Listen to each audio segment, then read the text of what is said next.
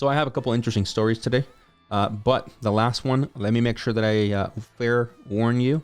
It's going to be a little sensitive, not graphic. The footage and some of the screenshots that I have, they're not necessarily graphic, but for some people, they might find it somewhat sensitive because of the nature of that last story.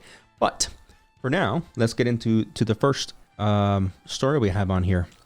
Found this one interesting. Why? Because some of us, right, will travel, and we might come across a dog, sniffing our asses because it thinks that it got a hint of anything, right? They're usually used to sniff out maybe drugs or even bombs. However, it appears now that dogs might be used to sniff out COVID.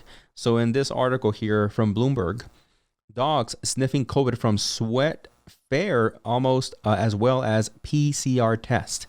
And that is, if you don't know what kind of tests they're talking about, it's, essentially they're talking about those quick tests that they're giving in a lot of places like venues, and sports venues and stuff like that. All right. So the article says dogs are able to detect COVID-19 in humans. A new study showed, paving the way for a broader use of sniffing canines in a global effort to contain the pandemic. The dog's detection reached 97% sensitivity in a French study, meaning that's how well the canines could identify positive samples. The sniffing was also 91% specific, which rates the dog's ability to identify negatives. The sensitivity rating beats that of many 15-minute antigen tests, which tend to be better at ruling out infections than at finding it. So at the end, my opinion here is that this is actually great. I think this is going to be a little less invasive, right, than how many of these, again, venues or even if you go out, an example, to attend court for whatever reason, right? Let's just say you're going to one of these federal buildings. My understanding is that a lot of them are going to be requiring immediate testing, right, for you to enter the building. I think a dog, being close by and maybe picking it up if you happen to be infected is a lot better than them sticking that thing down your nose or your throat or whatever test they have. Again, I find it less invasive. Is it going to be maybe a little bit more embarrassing if that dog starts really sniffing you, and you're like, uh-oh. Yes, I would think that some people might have a problem with that, but at the end, I think this is going to be a better alternative. Nonetheless, I want to make sure you guys are aware of this in case you guys start getting sniffed by these dogs. I don't want you guys to feel like, wait a minute, I don't have any bombs or drugs on me. What the hell's going on? They're actually just probably sniffing for COVID.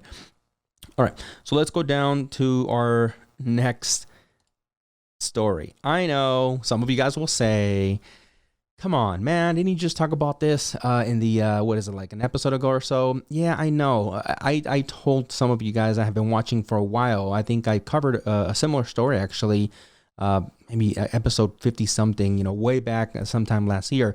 And then again recently.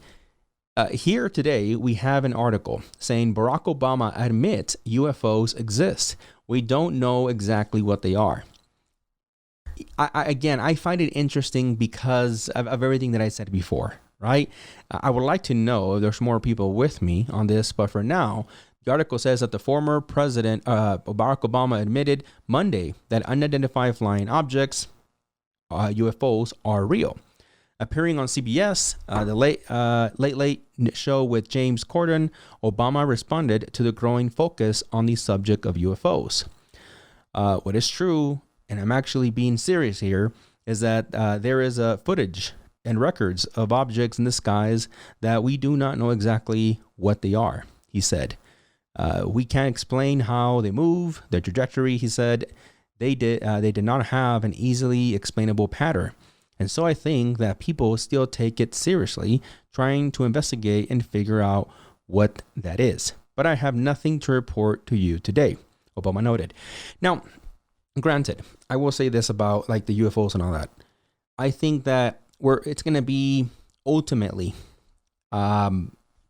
either something here, right, of Earth, maybe some, I don't want to say enemy, but, another country's top secret technology that maybe we're not aware of. I mean, we, not only us as civilians, but the U.S.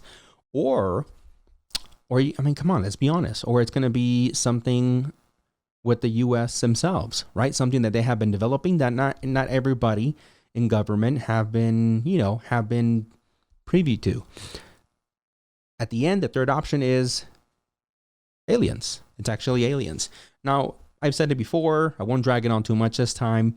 But if we really consider it, if we really say, okay, let's just say hell, screw it, it is. What could be the worst outcome? In my opinion, I don't think it would be something that they have been doing, and I mean they aliens, since last year. I don't think nothing recently attracted them to all of a sudden, be hovering over our skies.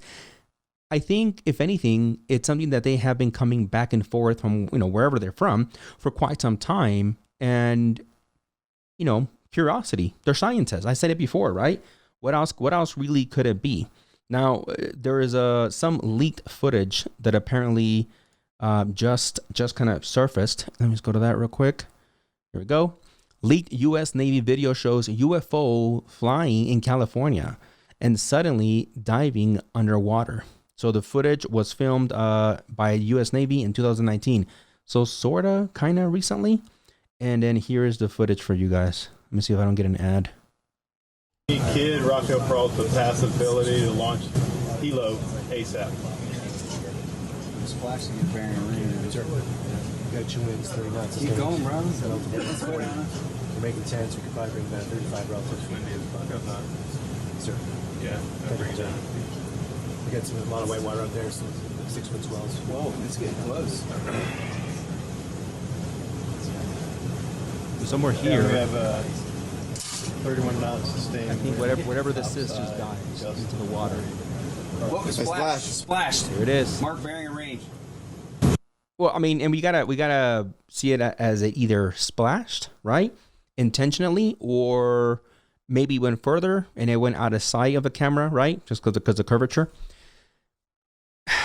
Ultimately, again, the question is, if they're here, what do they want, right? That's what everybody would want to really ask, right? If we could ask them anything. I think that there's going to be a whole bunch of BS, a lot of fluff that's going to come out in that report. That's going to happen, I believe, sometime next month when Congress already, asked for something in writing. That's going to be, I believe, declassified. So we're definitely going to find out that the government, which a lot of people, I think, to be fair, have gone on social medias and TV shows saying, yes, the government knows more a lot than they lead us on to believe. And, I think that shouldn't come to a surprise to anybody, really. I really wouldn't be surprised if they actually already had made contact in one way or another. I really wouldn't. If anything, that actually would be a lot better than for them to really come out and act like every other person or any other person and say, well, I don't know. Kind of hands in the air kind of thing. But there you have it. Yet again, we have another politician, in this case, a very famous one, like Obama, saying, hey, yeah, it's true, but we don't know what it is. Although, again, I don't know that I truly believe that, even coming from Obama. But okay, let's move on to the last story. And again, a bit of a disclosure here. The story that we're about to head into is a sad one, is one that, has some sensitive screenshots or video. I have actually both of them. But, some people may not just want to, leave at this point because, hey, you know what? I don't want to hear any sad stories. But okay, if you're still here, let's go into that now. So if you haven't heard, unfortunately, a tragedy happened just this week. A Dallas 4-year-old boy seen snatched from bed by suspect Darren Brown in chilling video. The worst part of this story is that there's footage. It looks like maybe there was like a baby cam or something. And on top of that, this individual didn't just break into the home once and kidnap one child, which he murdered.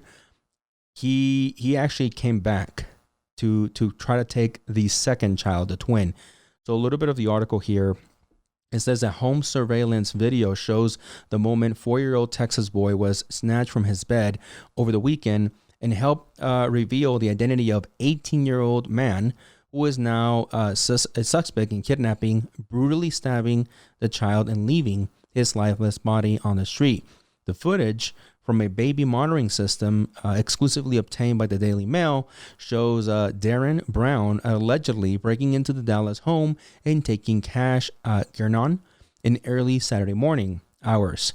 Gernon had been asleep near his twin brother when he was kidnapped. So the footage is about 4 minutes long. It's very creepy, guys. Very, very creepy. I'll actually go to the screenshot. You guys can catch it if you want. Go to the Daily Mail. But here in the bottom, we have screenshots of this guy, this monster, just there, as you can just literally just see. I'm not sure if you guys caught that. He picks up the child and just walks away with him, right? For a while, this monster just stood over the baby. I don't know how he didn't understand he was being filmed. In the screenshot you guys see right in front of me, you can kind of, maybe tell that he's looking at the camera directly, right? But in the footage, he just kind of stands over these two children, right? Until he decides, I don't know if he's maybe trying to choose which one he's going to take, and he takes one of them. Again, that child later on was found dead, essentially in a pool of his own blood, without a shirt, without shoes, and stabbed. And this monster right here, this piece of did it. He killed this little boy, this little angel, right? Now, what I found somewhat odd is that allegedly so far, the information is that this monster entered the home because doors were left unlocked. Furthermore, no one heard him. So there were two other adults, you can say. I think one of them is 18-year-old. All right, but there were two adults in the home and no one heard anything.